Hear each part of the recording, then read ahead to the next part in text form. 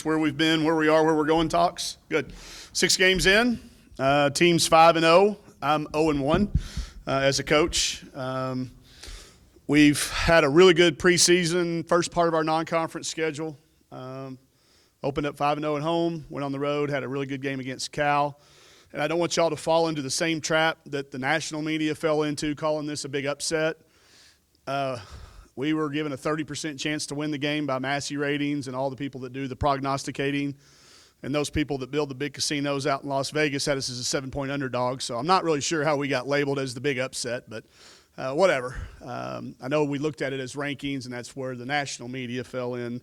I know our local media is smarter than that. So with that said, really happy where we are. I said I'll take blame for the loss at Cal. Didn't have our group ready to play at 4 quarters. We hadn't had to. I really thought we would have had to in our first 5 games. I really did. But we played so well at home, we didn't have to play 4 quarters. So we had some tired legs out there, some rebounds that even with our size disadvantage we should have gotten. If I could have gotten Taylor a little bit of rest, she would have gotten 2 more rebounds. I think Amber Ramirez makes the 3 that was open to win the game. I think a lot of those things, but that's all my fault. So team's still 5-0. I'm 0-1, and I'm perfectly comfortable with that. I think we're in a really good spot. I think we got a good team. We played some good teams. We're getting ready to now go where we're going.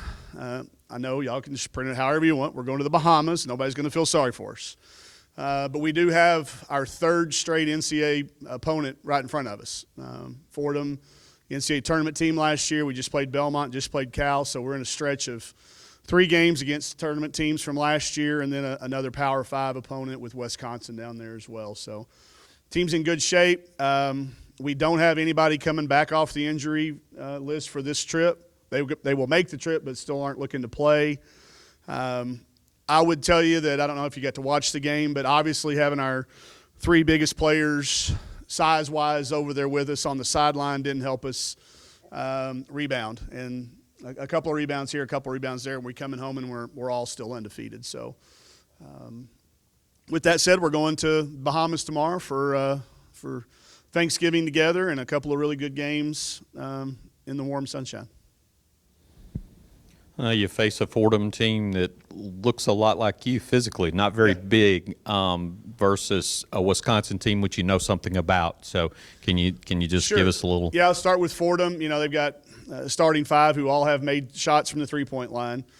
They're not going to try to overwhelm you around the basket. They can. They got a couple of kids that'll back you down and do some isolation stuff. So, and I'm sure after watching Cal do what they did to us, they'll probably put some things in. She is maybe one of the best coaches we'll go against all year. She's does a really, really good job. Got a lot of respect for how she prepares her team. So we'll have to improve that area there. But they do play, a lot of shots from the arc. Sorry, that was me. A lot of shots from the arc, and they will play with us tempo-wise. They've got a Power 5 guard. Bree Kavanaugh went to Cal, ironically, as a freshman, as a big-time recruit that ends up back home in the Bronx. And they've got some really, really nice pieces. We'll be stretched defensively to guard them. And on a neutral floor, you never know what you're going to get into down there. So then you turn to Wisconsin, who we did play last year in Nashville at a tournament, and we won at the buzzer on a defensive stop. We tipped the ball away and went and laid it in. So they've got a lot of the same kids back, just like we do. So it'd be fun to see those guys. A rugged team, a Big Ten challenge on the second day of 2 days is always good to see where you stand as a team, and I think it makes for a good event.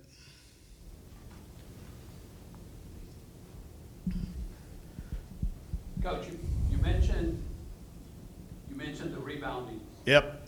And Kiera, would she made a difference? Any of those players coming in? Destiny, Kiera, Macy, Chantel, if we could have dressed her out. Yeah. I mean, you look at the game, you look at the stat sheet, you look at the film. Our first shot defense was pretty good, but we gave up 19 offensive rebounds, 10 to one player. One player got 10 by herself. And if you're looking at the box, I don't know how they charted second chance points out there, but 18 was wrong. I think the one kid had 18 by herself. So rebounding would have been helped not only by those kids, but if I could have rested Taylor a little bit more. I probably should have rested Taylor in the middle. gotten Aaron some more minutes, and we could have gone with a bigger lineup, maybe played Rowe a little bit instead of the smaller guards. But we were in it. We had really good chances, and one rebound could have made the difference. It really could have. When you go back and you tear it apart like you do as a coach in a one-possession game, which it was, you can find that one possession a lot of different times. So, rebounding's a thing that you can work at. It's a thing you can talk about, but going out and doing it is another whole thing. And they were very committed to making sure that that's what they did. And when they got some success with it, they just kept doing it, And it really had a compounding effect on us. And, again, some of that was legs. Probably should have cut back either – a little bit in practice or knowing that ahead of time, or played those kids a few more minutes in our first 5 games. I'll beat myself up as a coach like that, or not take them to see Hamilton. Although, no, I'm not going to say that, because seeing Hamilton was an amazing experience for our kids culturally, and to see it in San Francisco was amazing, but made for a little bit of a late night. So, again, my fault as a coach. You talked about the legs a little bit. They made more threes than you did. Yeah. I mean, you talk, obviously the rebound number jumps out at you, but you guys were 4 of 15 from the three, and they made 7. So there's a difference. Yeah, it was. They weren't coming off our shooters, and we had more points in the paint than they did. And we had 62 points in the paint, or 56 points in the paint. So, again, taking what they are going to give us. We're not to the point where we're just going to jack threes to jack them. If they're not there, they're not there. Of the 15 we took, I liked 13 of them. 2 of them were half-court shots at the end of the period. We got to figure out a way to stop counting those, because kids stopped shooting them, and they really shouldn't count statistically anyway. But we did not shoot it as well. Part of that's a new gym. Part of it's longer defense. Part of it's the legs. There's a lot of things that go into it. I was okay with the number and the quality of shots we got. I just think we could have made 1 or 2 more, and we certainly could have kept them from getting as many. Our offense was pretty good. They have a good defensive team. This is a Cal team that went to UConn and had a single-digit game with those guys into the fourth quarter. So, again, I started seeing the word upset all over social media, and it just crawled all over me, because we want women's basketball to be taken really seriously, and that would not happen on the other side if people would have realized how good Cal was. That was a heck of a job by our kids to go on the road and for the first time all year and give ourselves a chance to win. Were you surprised you stayed in the top 25? I mean, that should tell you what you just said. Part of that's inertia too. You get so high, you can't drop. I mean, we dropped further than everybody else. We dropped 6 spots in one and 5 in the other, but part of that where we are, this is the 4th straight week we've been ranked, and I think using Mario's crack research, I just looked back, and I think it's the first time since 2002 we've been ranked for 4 straight weeks. You had a player named Shamika Christian back then, and Gary Blair's coaching, but it's the first time our program's been recognized for 4 straight weeks at any point in time in the season, much less to start it. So I think it's still a good indicator of where we are and where we can possibly be. I think there were enough of the educated voters that looked and saw how good Cal is, gave them votes appropriately, and kept everything going like it is. But I can tell you this, you can't lose 2 down in the Bahamas and come back and expect to be ranked next Monday. That does the inertia. There's not enough inertia in the world to keep you going there. So, we want to continue to use that as a measuring stick. But for us just to get back to playing and continuing to prove, I think we improved in some areas at Cal. We really did. It just sometimes you don't get rewarded with a win when that happens. Coach, talk about You mentioned the Wisconsin game in the Indy game. They're playing defense. Then another game that comes to my mind is the Tennessee game last year. What's your Indy game philosophy, whether or not to call a timeout or not? And can you just talk about that? Yeah, you have to. It varies from game to game. I think I prefer to let the game play out. I just think there's so many things that can happen. I was sitting there watching Coach Muss last night. I think the same thing he had. He's got a team he trusts. He's playing a really small rotation lineup. There's probably nothing you're going to say over there. You allow the defense to set all those things. So when you have a team you trust, you let them play it out. You really do. And I'm consistent with that. The game against Tennessee where you're talking about we didn't take the timeout, we caught them off guard a little bit. They thought we were going to take the timeout, so allowed to go in transition because I had a senior point guard I trusted. We got a freshman point guard this year right now, so I'm not going to tell you that there's not going to be a time. I also think for us too, in women's basketball, it's a little different because the timeout advances the ball. So you might see a women's coach take a timeout more often than you would a men's coach in that situation because of the ability to advance the ball to the sideline, save some time on the clock or advance it closer to the basket. But with a veteran team, I think you let them play it out and you trust them if you've practiced it. If you hadn't practiced it, maybe you do. But I think each coach has got to really know their own team. With our particular team this year, probably let them play it out, and especially on the road or in a neutral site, play it out. Yep. Any other questions for There's one coming in the back. Just with the road game experience early in the season, gaining what you did and going back out this week, just how valuable is that early in the year for you guys? It's something you can't really practice. You can talk about it, and you can sit in a film room and say these are all things we're going to have to deal with, but until you deal with a 45-minute taxi from the FBO terminal to the main terminal, I thought we were driving to the hotel. I couldn't figure out why it was taking so long, and then just rush hour traffic and a bus driver not knowing exactly where we're going and almost making us late to the curtain, all those things. You have to deal with that, and you cannot simulate it. You can't talk about it enough. You physically have to experience it, staying in the hotel, all of those things. So I thought it was important that we do have those games prior to going to the Bahamas. We got them out of the way. Now we flip right back around and get to do it right on top of it and see what we learned. I'll fully expect us to be better prepared. I know I will be.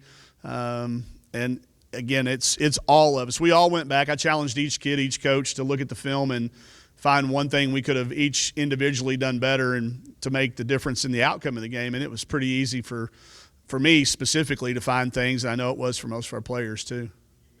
You mentioned things you gained that Yeah. didn't come out because of the loss. I mean, what were those things, and what can you build on with these two? Our kids did not one time question a call. They allowed me to take care of all that, and we had a bunch that just were the road rules. We call them road rules. We learned that. We learned that 50-50 balls are going to go the other way 99% of the time. There's no such thing as 50-50 on the road. We did learn that we can battle. It wasn't that we weren't trying to rebound. It was just simply we couldn't get them. Taylor was trying as hard as she's tried the night she got 21. But she only got 9 because the kids were getting to them first. And I think we got Michaela a lot of really good experience going up against Power 5 type guards that she's going to have to see. It was good for her. Good for us to figure out all those little things about shoot-arounds and getting to the gym on time and what we're going to do in our pre-games differently than we do at home. So a lot of them aren't necessarily tactical things that we can win without making threes. If they're going to give us the paint, again, we can score in the 50s and the 60s in the paint. So I think they won't really become things that we know about until we see if we can improve on them, which, we're going to find out down there in the Bahamas.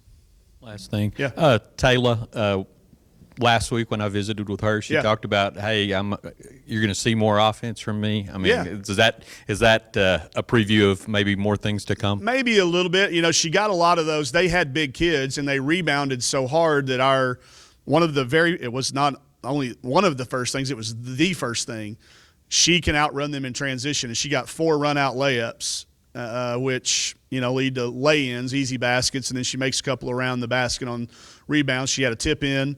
And she's capable of giving us, X number of points if the teams are going to give that to us. They were coming off helping with their bigs around the basket and allowed her for some dump passes where a lot of times those teams stay home. So, this going back to Jason's point a little bit, it was a different defense than we've seen anybody play on us. They did not come off our shooters at all. They were making us hit those tough contested 2-point shots and draw fouls, which on the road becomes increasingly difficult. So that's something I think you'll see us as well. But Taylor was phenomenal. She had a season's worth of highlight videos of how to run the floor as a rim runner in one half of one game. So I think you'll continue to see her confidence soar. She's going to make a 3 sometime soon too, I'm telling y'all. That was one thing we considered doing, bringing their big kid out and let Taylor shoot a couple of threes and Aaron as well. So you're going to see that kid not only make, I think she'll make just as big a jump from last year to this year, she does next year to her senior year. She's really committed, and that maturity has been, it's always nice when your sophomores become juniors. That's a good day for a coach. Thanks, everybody.